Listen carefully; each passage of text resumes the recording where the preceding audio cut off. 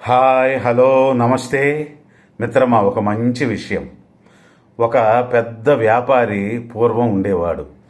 అతని సంపద గురించి చెప్పాలంటే ఇంటి తలుపులు కూడా బంగారమే. బంగారం, వెండి, వజ్రాలు, డబ్బు కట్టలు కట్టలుగా. ఆయన దగ్గర లేదనేదే లేదు. అయితే దానికి సరిపోయేంత లోబి కూడా.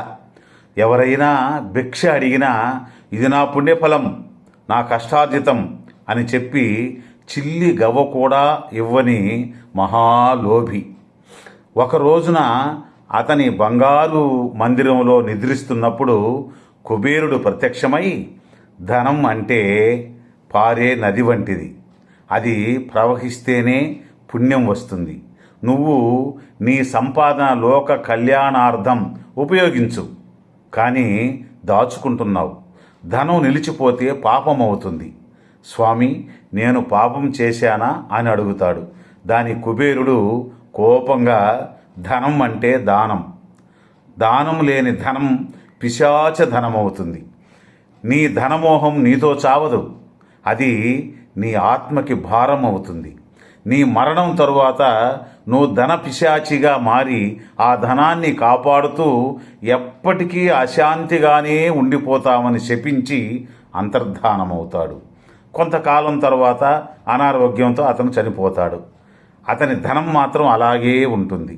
అప్పటి నుండి ఆ బంగారు మందిరం దగ్గర విపరీతమైన శబ్దాలు, నాణ్యాల చప్పుడు, మనిషి ఏడుపులు వినిపించేవి. గ్రామస్తులు భయపడి ధనపిశాచని పిలవడం మొదలుపెట్టారు. ఆ ధనాన్ని తాకాలని చూసిన వారికి ఆర్థిక నష్టాలు, దుష్ట కలహాలు వచ్చేవి. ధనం దాచిపెడితే అది పిశాచ ధనం అవుతుంది మిత్రమా.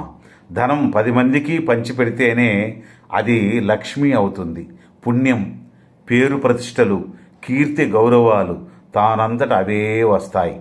ధనం నిలువ ఉంచకండి. 10 మందికి ఉపయోగపడే నదిలాగా ప్రవహించనీయండి. ఇది ముఖ్యంగా మన రాజకీయ నాయకులు తెలుసుకోవాలి మిత్రమా. మరలా రేపు కలుద్దాం ఒక మంచి వీడియోతో. ధన్యవాదాలు. జై హింద్.